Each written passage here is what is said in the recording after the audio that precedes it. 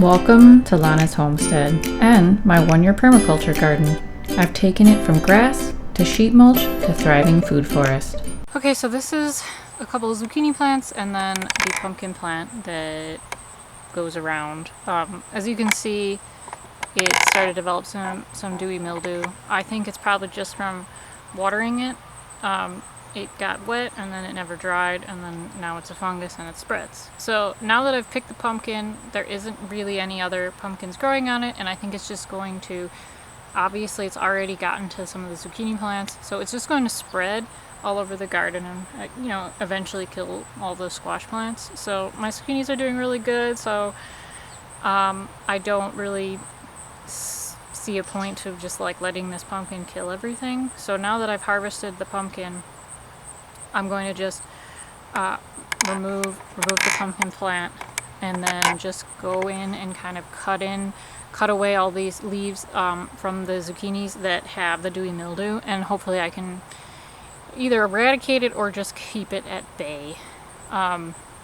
Eventually it'll probably kill the plants and they'll stop producing. It actually can live, the plants can live with some dewy mildew on it. As you can see, I mean, the pumpkin is huge. It developed just fine, even though the leaves were having the dewy mildew. It's not going to kill the plant. It just kills the production of the plant because it needs the leaves to absorb light.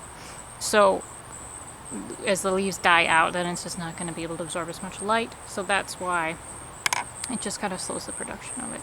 And eventually, if it gets really bad, it will kill the plants. So I'm just going to remove the pumpkin plant and go in and cut out all the leaves that have the dewy mildew and hopefully, save the plants, or at least they'll last a little longer. So the pumpkin, in my experience, I mean, maybe if you have like an amazing vine that's doing really well, you might get a second pumpkin, but I'm not getting a second pumpkin on this vine. So it has the mildew. So I'm just going to remove it and hopefully give a little bit more oxygen and just kind of like get rid of the fungus of the mildew. So hopefully it'll stop spreading to the other plants. You don't want to compost this, and you definitely want to wear gloves because the pumpkin is just like really, really spiny. It has these crazy spines all over it. I'm just going to cut it and I'm going to throw it in the garbage, or you could yard waste it. Don't put it in your compost because this fungus will live then in your soil and it will come back next year.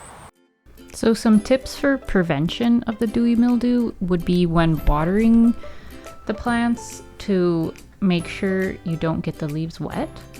So maybe watering early in the morning, so if you do get them wet, then the sun will dry them out. Or if you are going to be watering in the evening, just make sure you don't get the leaves wet and you only water the roots. So when you're removing the leaves that have the dewy mildew on them, just grab the leaf from the stem and try to cut it down as close to the root system as possible.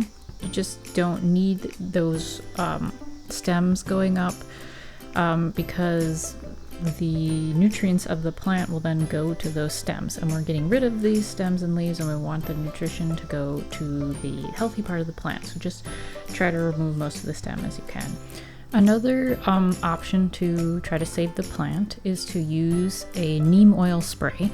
I've had some success with the sprays. I would say if the dewy mildew is not that widespread, it's not taking over the entire leaf, like on this leaf here, it's pretty minimal, so you can use a neem oil spray. I can give the recipe for that in the description.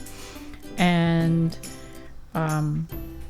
if the leaves are really far gone, I just don't think it's worth it. And if it's so far gone like this pumpkin plant, I would just remove that section of the plant or all of the leaves there, or maybe even the entire plant, because it's just going to spread to your other squash, and it's just not savable at that point.